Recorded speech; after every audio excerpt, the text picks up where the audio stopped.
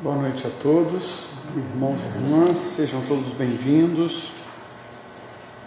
A paz do Mestre Jesus, estamos aqui reunidos em nossa missão de divulgar a doutrina do Cristo à luz dessa interpretação maravilhosa que é o Espiritismo. Hoje não, já há algum tempo a gente já está retornando à nossa rotina normal de palestras, né? Já estamos com os passes na sala de passes e ao final da palestra, né, nós temos 3 aplicadores de passe. Então as 3 pessoas se sentam, aqueles que quiserem tomar o passe. O passe não é obrigatório nesta casa espírita, tá? Toma aquele que o quiser, que esteja disposto. Nós temos na sala de passe uma transfusão de energias. Muitos de vocês às vezes acabam sendo doadores, além daqueles médiuns passistas. Pois bem, hoje o tema é falar sobre falsos cristos e falsos profetas, capítulo 21 do Evangelho segundo o Espiritismo. E para que possamos entrar em harmonia, em sintonia com o tema da noite, nós vamos buscar uma mensagem no livro Agenda Cristã, pelo espírito de André Luiz. A mensagem é: pode acreditar. Falará na bondade, mas se não for bom, será inútil. Sua mão escreverá belas páginas, no entanto, se não estampar a beleza no espírito, não passará de estafeta sem inteligência. Lerá maravilhosos livros, todavia, se não aplicar o que leu, será um péssimo registrador. Cultivará a fé sincera, entretanto, se não servir à própria renovação, sua mente será um cabide de máximas religiosas. Sua capacidade de orientar disciplinará muita gente. Contudo, se não se disciplinar, a lei o defrontará com o rigor que usou para direcionar os outros. Você chamará Jesus, mas se não aprender a servir, suas palavras soarão sem sentido. Vamos então acalmar os nossos corações e mentes com as dificuldades e as tribulações do dia a dia, podendo ou não fechar os nossos olhos carnais, mas tendo em mente, acima de tudo, a luz do nosso Mestre Jesus. Vamos agradecer a oportunidade de estarmos aqui reunidos, agradecer a assistência da espiritualidade amiga desencarnada que trabalha conosco, dar as boas-vindas a todos os encarnados e desencarnados que aqui comparecem, que precisamos da instrução da noite, dos fluidos dos passes. Vamos também vibrar muito amor àqueles que sofrem nos hospitais, nos presídios, nos países que estão em guerra. Vamos lançar fluidos de amor, de compaixão por aqueles que sofrem e colocarmos dispostos a acalmar o sofrimento dessas pessoas com o bálsamo da palavra, da fé, e de que tudo terminará bem conforme os desígnios de Deus. Muito obrigado e vamos à instrução da noite da nossa companheira Cláudia.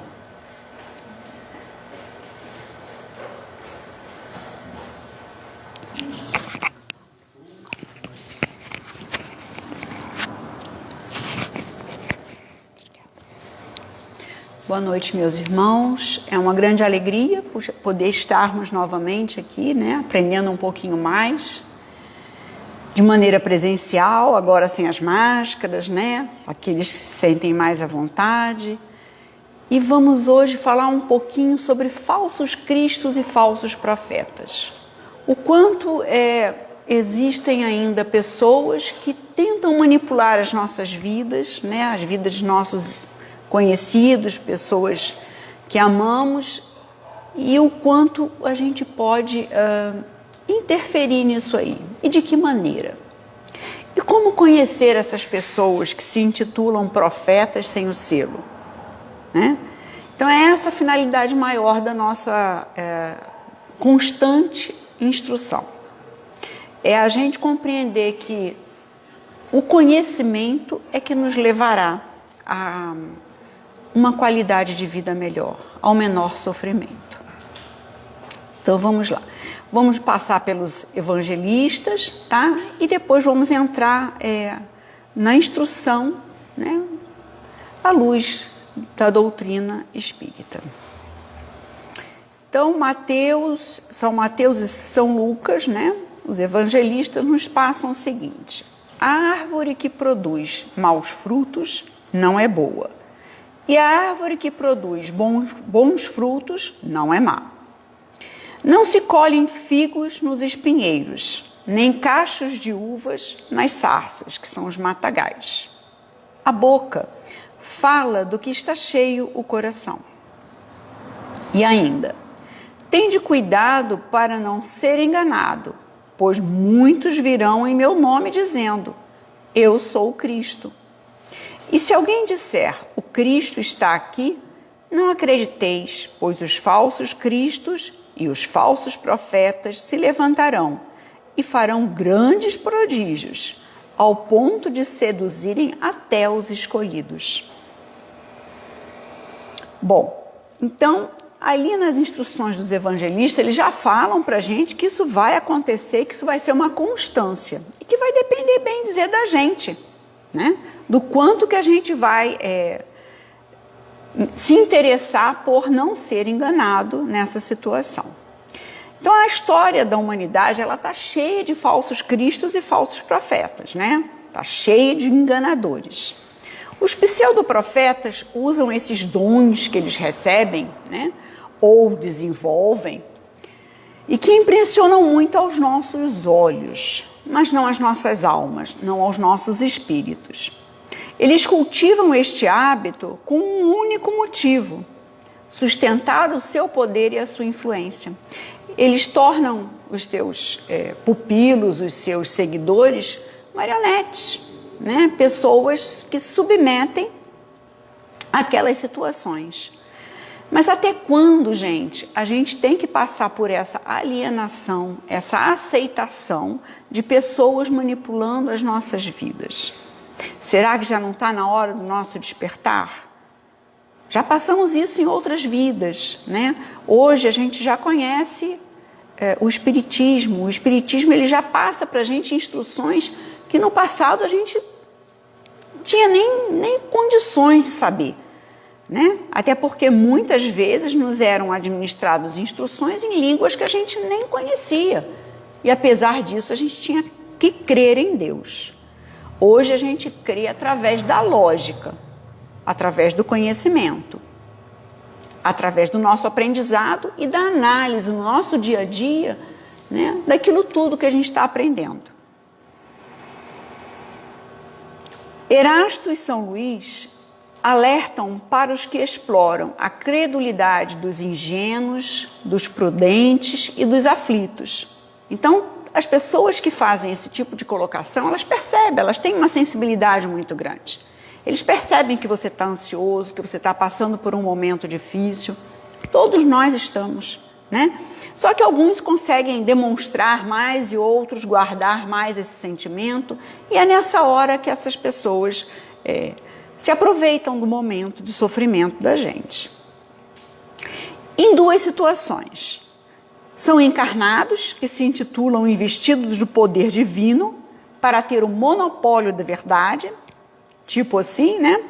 A moça ali indo tentar doar, fazer as suas doações materiais, achando que vai para o paraíso celestial, e o outro lado aí querendo o paraíso fiscal da brincadeira.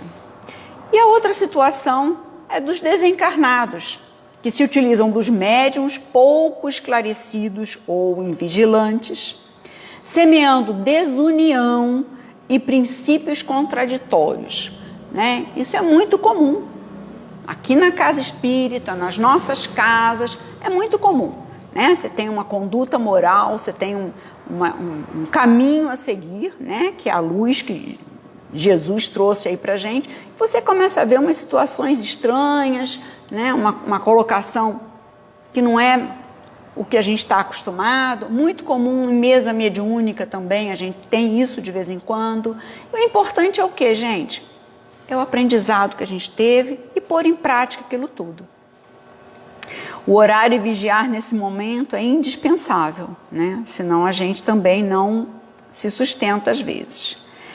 Por que Kardec orienta tanto submeter tudo ao crivo da razão e da lógica? Nós não podemos engolir as coisas como engolíamos no passado.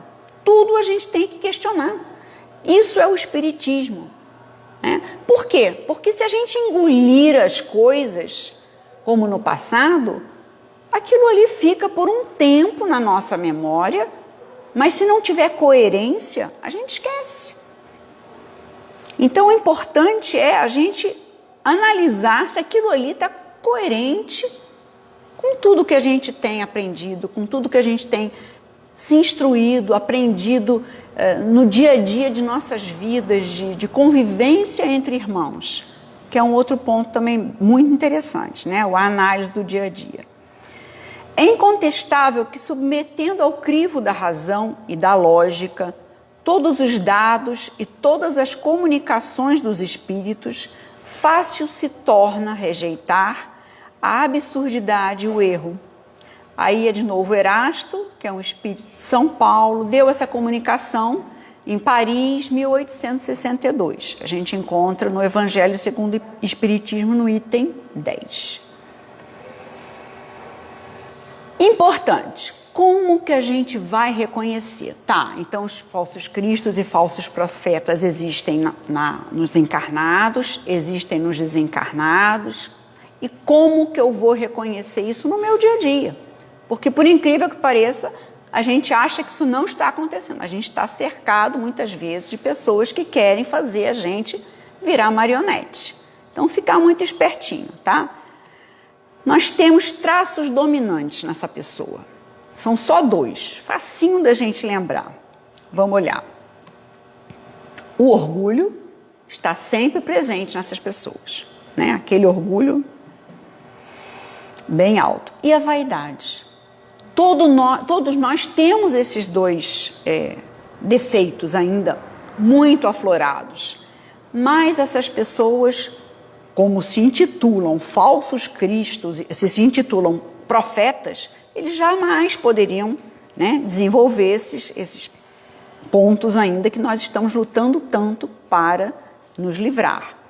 Então, começou com orgulho, com validade, eu sou, eu faço, eu aconteço. Bota a lanterninha vermelha aí para funcionar, tá bom? O Espiritismo, por ser consolador e libertador, tá? A gente não se atrela mais a nada. A gente tem a instrução e através dela você resolve tudo. Nós recebemos muitas vezes companheiros sofredores ou desorientados. Não só no centro espírita, em casa, um telefonema, uma mensagem que a gente recebe no celular, né? Então sabem que a gente frequenta o centro espírita, sabe que a gente estuda e às vezes a gente está numa roda de amigos, a pessoa analisa a maneira que você conversa e depois você recebe um pedido de ajuda. É muito comum, gente. Que buscam então essas pessoas o lenitivo e uma palavra consoladora.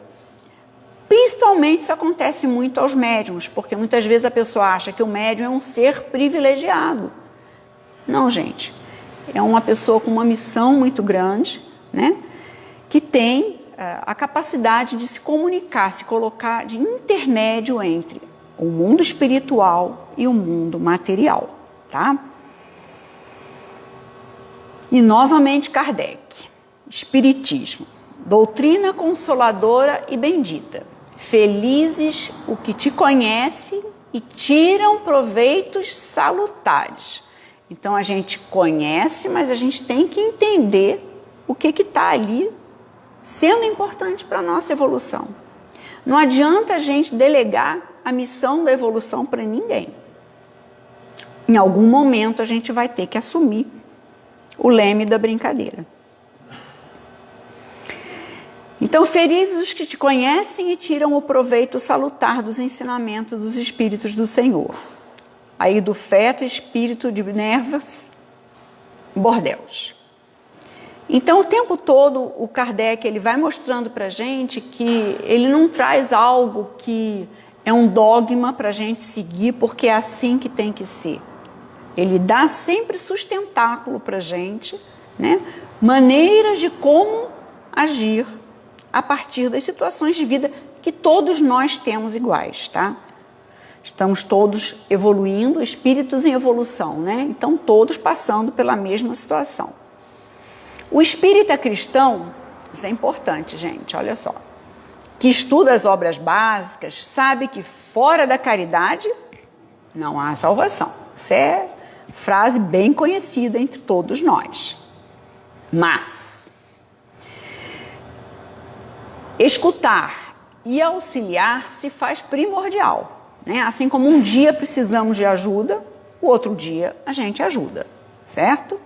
Mas nunca a gente pode pensar em fazer dos necessitados, dessas pessoas que nos procuram, dependentes dessa nossa ajuda, mostrando sempre para essas pessoas a necessidade de mudar pensamentos, tá?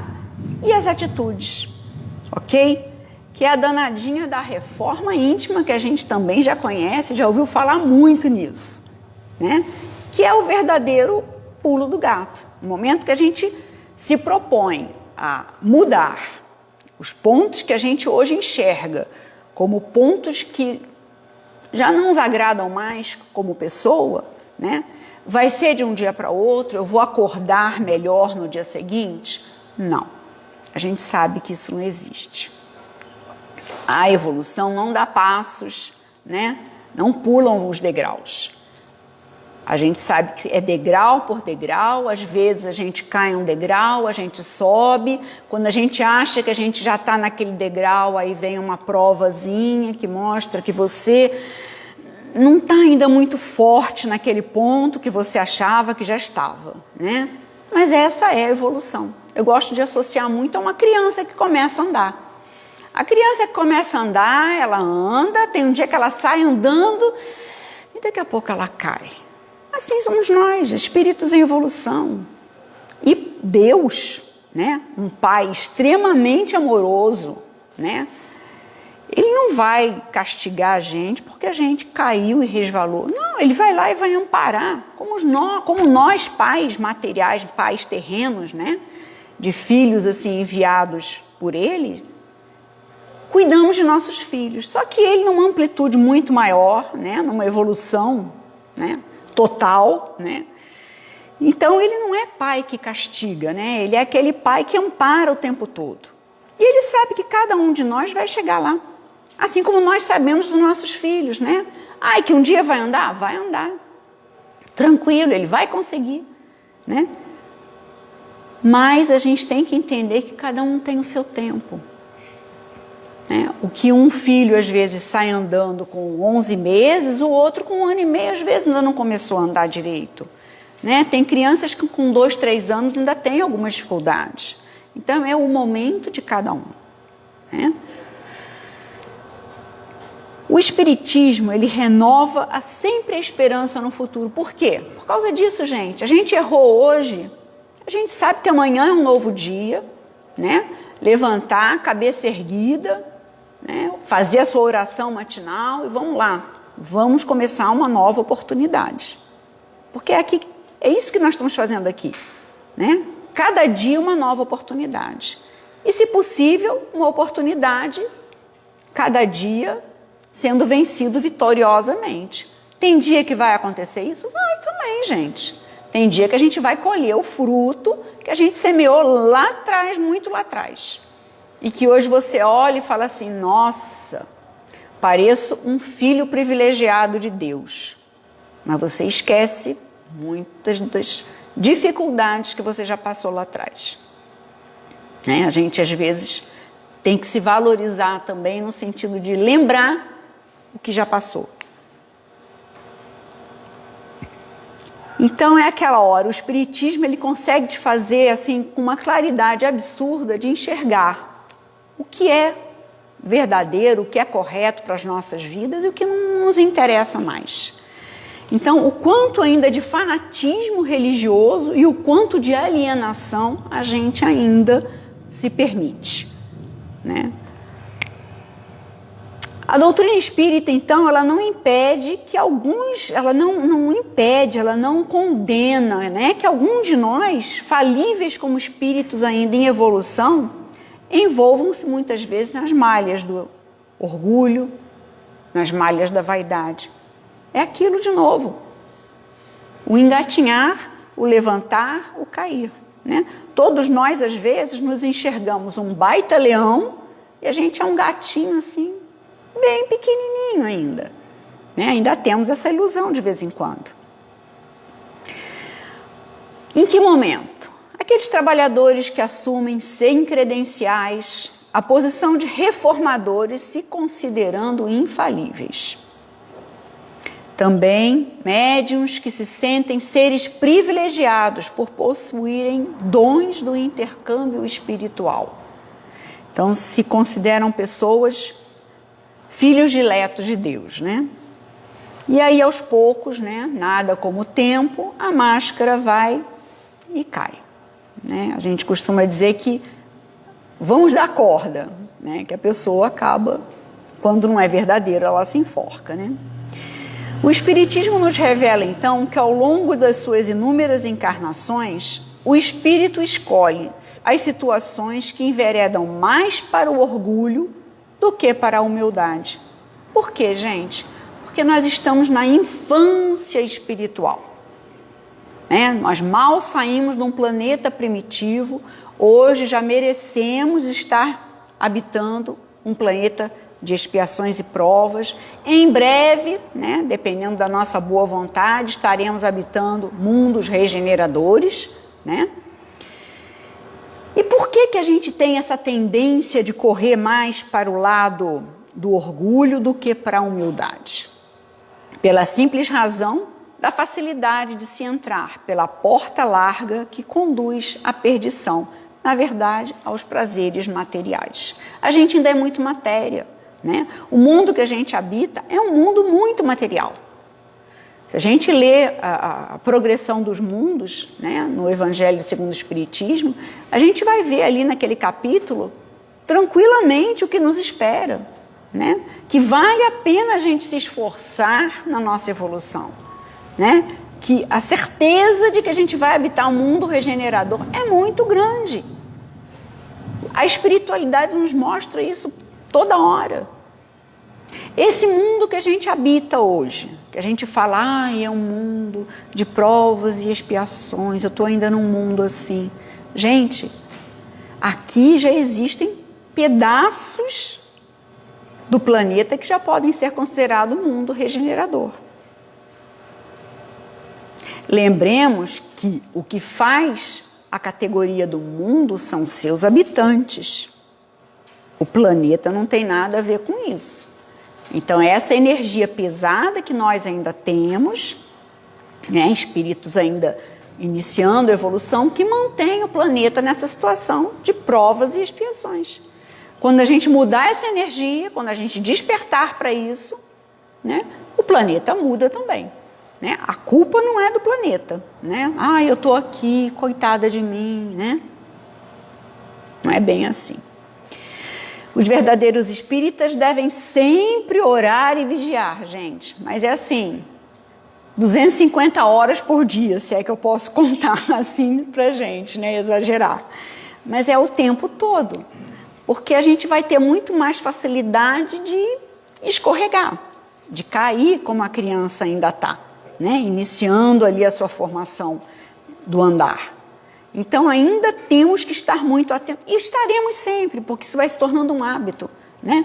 Acordei de manhã, obrigada, passei por um sofrimento ou por um perigo e me livrei, agradece.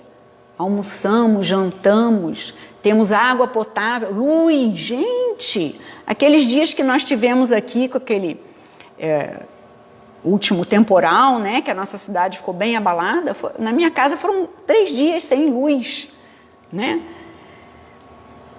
E o que segurava a gente? Era a certeza que a luz ia voltar, olha só, era a certeza do porvir, né? Era isso que segurava a gente. Então, o orar e vigiar para nós é a certeza, né, de que este é o melhor caminho, de que não existe outro caminho, que isso é que nos vai dar muita força e principalmente, gente, manter ao redor da gente a espiritualidade um pouco mais elevada.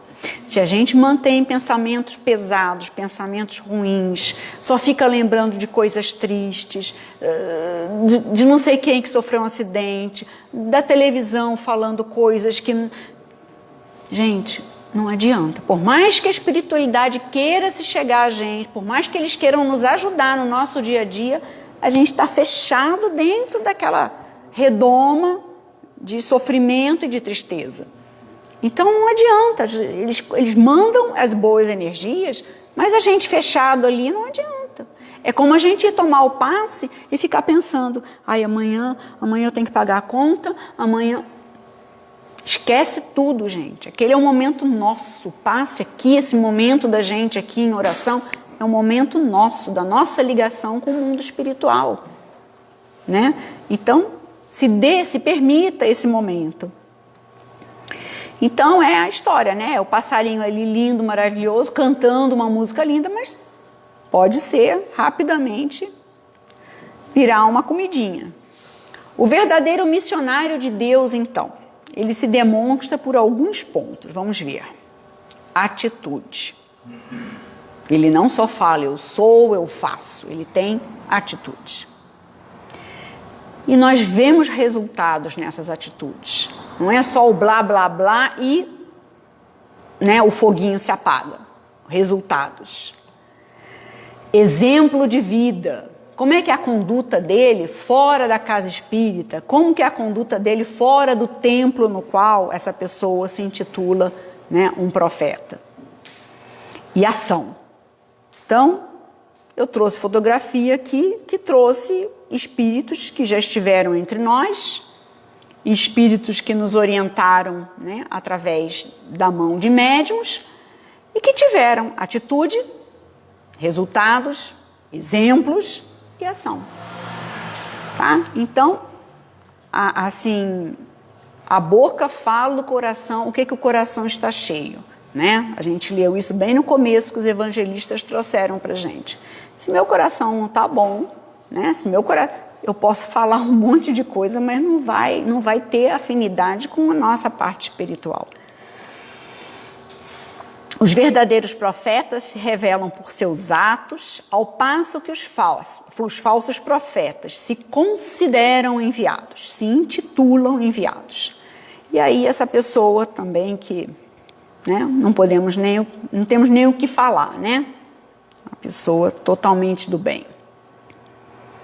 Os casos de pseudoprofetas ocorrem diariamente, gente. Nas nossas vidas, né? Basta a gente abrir a guarda. Por nossa falta de vigilância e, segundo, pela falta de seriedade no estudo dos que se afirmam espíritas ou se entregam às tarefas mediúnicas. Então, a vigilância e a seriedade nesse momento, né? E na vida toda, vai ser o ponto básico. Então, é mais ou menos essa figurinha aí que a gente pegou da Federação Espírita Brasileira.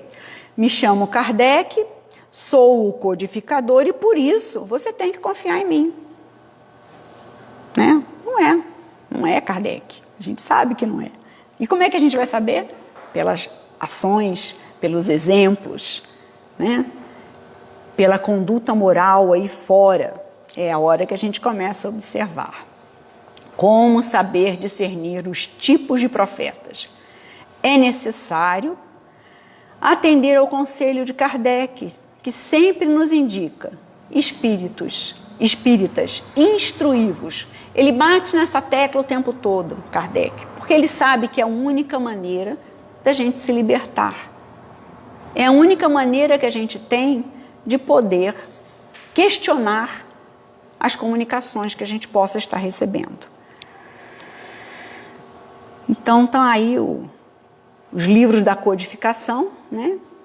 Que, por mais que comentem que estão fora do tempo, eu cada vez vejo que eles estão mais atuais, né? A gente lê, relê, e quando relê, a gente observa coisas que já leu umas 15 vezes, umas 10 vezes, e ali naquele momento, né, pela nossa maturidade espiritual atual, a gente enxerga mais instrução ainda de Kardec.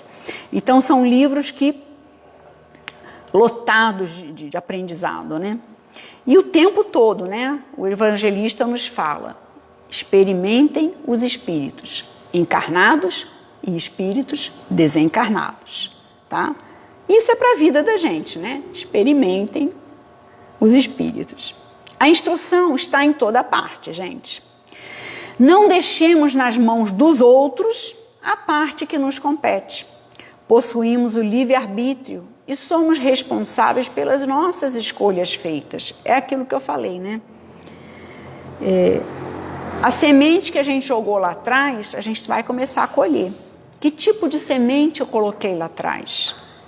Eu entreguei essa semente na mão de alguém para essa pessoa semear para mim? Ou eu fui lá, fui na terra, semeei, né? Tive a vontade de aprender, de me instruir?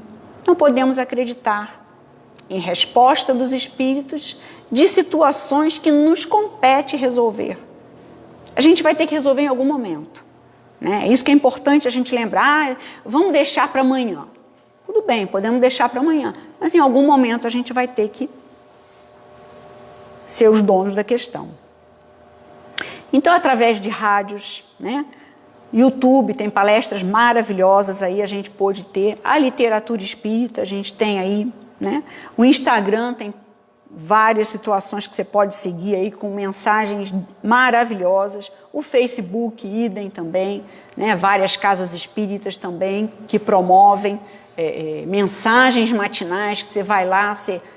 essa mensagem aqui foi feita para mim, né? Você olha ali, nossa senhora, isso aqui parece que sabe como é que está o meu dia hoje.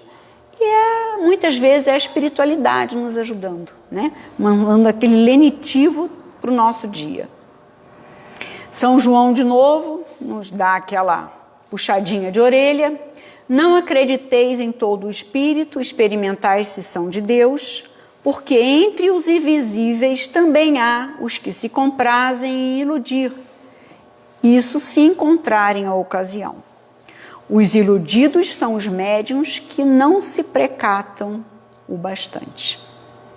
Então, quem vem a sofrer é o médium que passa aquela comunicação e muitas vezes depois percebe que não é uma instrução tão necessária assim.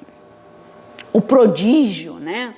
Aquela coisa assim, né, que você acha que é uma coisa miraculosa, ela desaparece para dar lugar à luz da razão e da ciência. O milagre não existe.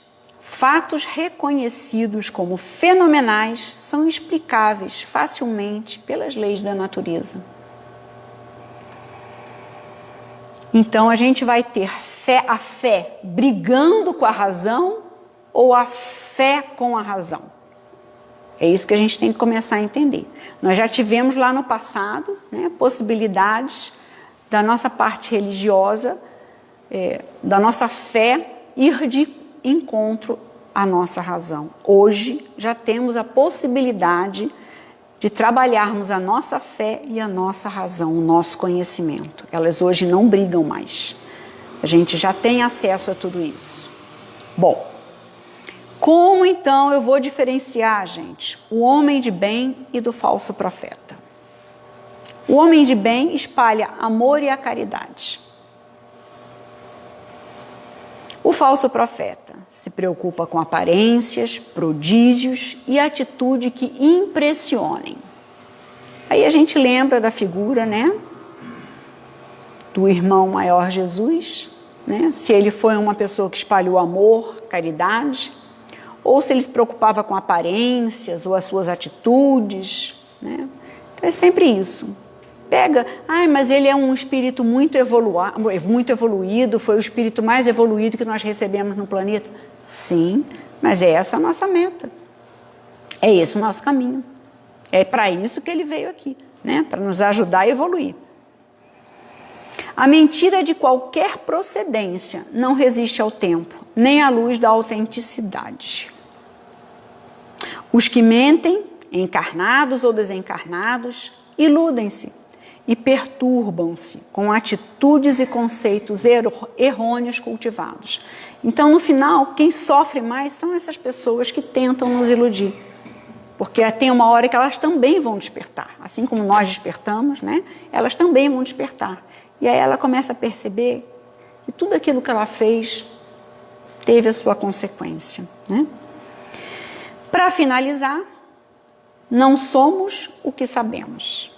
Somos o que estamos dispostos a aprender, né? Então, é o trabalho constante que a gente está tendo, o nosso dia a dia, os exemplos de vida que a gente tem, principalmente nas nossas casas, né? Que a gente chama do cadinho redentor. É ali, gente, que a gente vai poder botar em prática tudo que a gente recebe de palestra, de mensagens bonitas, de livros lindos que a gente lê, mas se a gente não coloca em prática, aquilo aos poucos vai se perder. Ok? Muito obrigada.